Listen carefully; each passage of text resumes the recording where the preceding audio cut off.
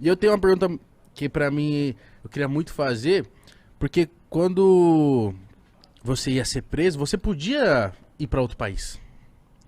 Eu, particularmente, teria ido. Eu falei, caramba, ser preso, perder a sua liberdade é a coisa mais preciosa que a gente tem na vida. Por que você não escolheu sair pra outro O país? Porque te ofereceram, né? querido Igão, é uma coisa. Eu jamais. Eu vou contar uma pequena história para vocês saberem o que eu estou falando. Minha mãe teve 8 filhos. Ela criou esses filhos sozinha, praticamente. Não foram poucas as vezes em que a gente não tinha o que comer em casa. Eu morava no fundo de um bar. O banheiro que a gente utilizava era o banheiro que os bêbados do bar utilizavam.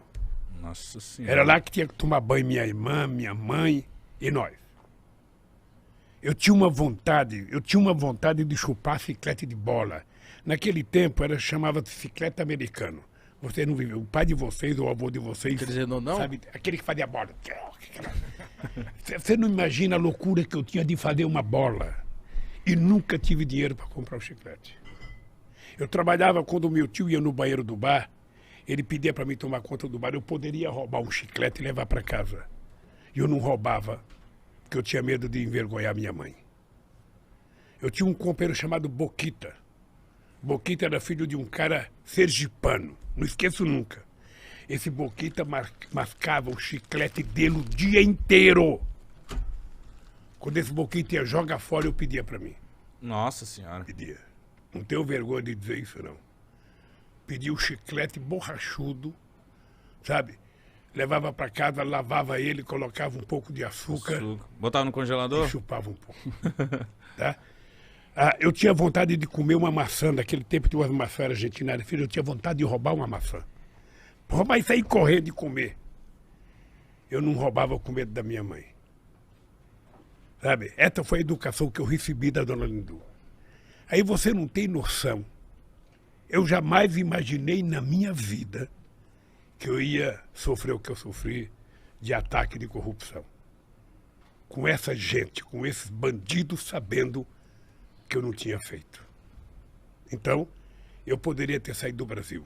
Eu poderia ter ido para outro país, eu poderia ter ido para uma embaixada, mas eu tomei a decisão de que eu tinha que ir para Curitiba, eu tinha que ir para a Polícia Federal. Eu precisava provar que o Moro era mentiroso. Eu precisava provar que a Força-Tarefa de Curitiba era uma quadrilha. E se eu fugisse, ia aparecer uma fotografia minha, ou fugitivo. E eu não tenho mais idade para isso, cara. Eu tenho um bisneta, eu tinha que honrar a dona Lindu. Então, graças a Deus, eu provei. Tô até hoje, perguntando para esse Moro, diga, tá, o que eu roubei? A sentença que ele deu para mim, sabe qual foi o crime que eu cometi? Qual? O crime é o fato indeterminado. Eu fui condenado por um fato indeterminado. Que esse sem vergonha não teve coragem de dizer. Ele poderia ter dito. Sabe? Então, é muito duro. É muito duro você estar na sua casa, junto com a sua família, e você vai à televisão ficar 20 minutos falando que você é ladrão. Falando que você roubou. Sem mostrar absolutamente nada. Sabe? Então, isso foi muito duro. Eu jamais imaginei passar isso na vida, jamais. Essa é uma marca profunda que eu vou levar na minha vida, sabe? E eu ainda vou pensar bem, mas em algum momento eu vou processar, porque nem que for um tataraneto meu, quinquaraneto, sextataraneto meu, um dia vai ganhar um processo contra essa sacanagem que fizeram comigo. Você ficou quanto tempo nesse processo? Eu fiquei preso 580 dias. Mas o processo foi 4 anos de denúncia, sabe? E aí eu sou agradecido àquele pessoal que fez a vigília para mim em Curitiba, aquelas pessoas que ficaram lá, embaixo de chuva, embaixo de sol, sabe? Eles cantavam todo dia de manhã para mim, gritavam bom dia, presidente, boa tarde, presidente, boa noite, presidente, durante 580 dias. Então é uma coisa que marcou a minha vida. Eu saí da cadeia um outro homem, tive a graça de Deus de sair, sabe, para casar com a Janja, sabe? Ela morava em Curitiba, ela mandava uma comidinha para mim toda noite, sabe? Ela te conquistou pela comida. É destino, né? Conquistou Mano? pela barriga. Não, ela não deixava eu mandar minha roupa para lavar fora, ela queria ela levar para casa para lavar. Aí quando eu saí, eu falei, não tem outro jeito, eu vou casar com a bichinha.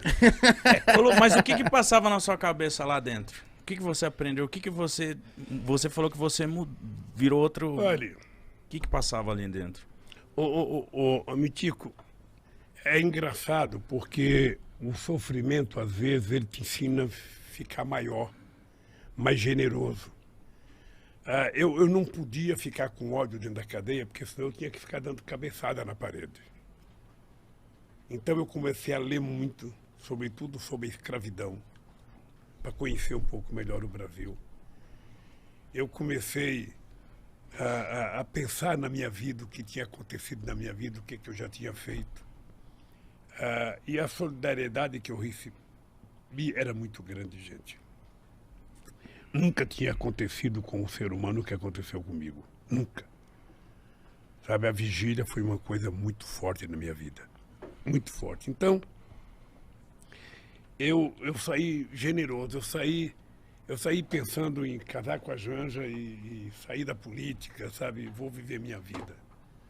Mas não tem jeito, sabe? Durou quanto tempo esse pensamento? A política é como uma cachaçinha. Você...